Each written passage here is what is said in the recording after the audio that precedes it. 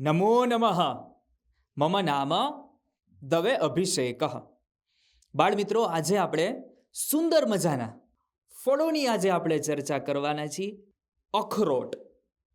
તો અખરોટને આપણે શું કહેવાય? અક્ષોટકઃ. શું કહીએ? અક્ષોટકઃ. શ્રીફળ જે છે નારિયેળ, તો નારિયેળને શું કહેવાય? તો કહેવાય નારિકેલઃ. શું કહેવાય? નારિકેલઃ. અંજીર. તો અંજીરને સંસ્કૃતમાં કહેવાય અંજીરમ. મારી સાથે બોલો તો બધા, શું કહેવાય? અંજીરમ. પપૈયું, એને સંસ્કૃતની અંદર ખૂબ સુંદર મજાની રીતે બોલાય મધુકર્કટી. મધુકર્કટી. તો કાકડી માટે શબ્દ શું વપરાય છે? કર્કટી. શું વપરાય? કર્કટી. પિસ્તા. ચારુફલમ. કાજુ. કાજુને શું કહેવાય? કાજુકમ. કાજુકમ. ફણસ. ફણસને સંસ્કૃતમાં કહેવાય પનસઃ.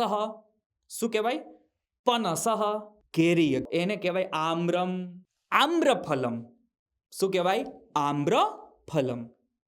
બદામને શું કહેવાય? નેત્રફલમ. શું કહેવાય? આંખ જોઈને, આંખને આપણે નેત્ર કહેતા હોય તો આને કહેવાય નેત્રફલમ. કેળું. કદલીફલમ, રંભાફલમ, બંને. તો શું નામ છે? કેળું. કદલીફલમ, રંભાફલમ. આગળ જઈએ, બીલું. બીલુંને શું કહેવાય? બિલ્વમ.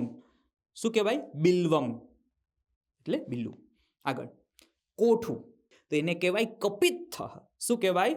કપિત્થઃ. આગળ પછી આવે છે બોર, એને કહેવાય બદરમ. બોલો મારી સાથે, બદરમ. બદરમ એટલે બોર. આગળ વધીએ તો આવે છે ખજૂર. ખજૂરને કહેવાય ખરજૂરમ. શું કહેવાય? ખરજૂરમ એટલે થાય ખજૂર. આગળ આવ્યું મગફળી. શું કહેવાય? મંડપી. શું બોલાય? મંડપી એટલે થાય મગફળી. પછી આવે ખારેક. શું કહેવાય? તો કહેવાય મધુરસા. શું કહેવાય? મધુરસા એટલે થાય ખારેક. આગળ વધીએ મહુડો. મહુડો. મહુડો એટલે થાય મધુકહ. બોલો મારી સાથે શબ્દને, મધુકહ. મધુકહ. મહુડો. આગળ વધીએ જમરૂખ. જમરૂખ. અમૃત ફલમ. પછી છે રાયણ. રાયણ એટલે ક્ષીરી. શું કહેવાય એને? બોલો મારી સાથે શબ્દને, ક્ષીરી. રાયણ. જાંબુ. જંબુ. શું બોલાય? જંબુ એટલે જાંબુ. આગળ લીંબુ, તેને કહેવાય નિંબુ ફલમ. શું કહેવાય? નિંબુ ફલમ. તરબૂચ. કાલિંગમ. શું કહેવાય? કાલિંગમ. તો કાલિંગમ એટલે શું થાય? તરબૂચ. આગળ સિંગોડું. ત્રિકોણ. શું છે? ત્રિકોણ. એને આપણે કેવું શું કહેવાય? તો કે ભાઈ સિંગોડું. એનો આકાર તમે જુઓ તો તમને ખબર પડી જાય. ત્રિકોણ. આગળ આવ્યું દ્રાક્ષ. આમ્રમ દ્રાક્ષા ફલમ. તો શું આવ્યું? દ્રાક્ષા.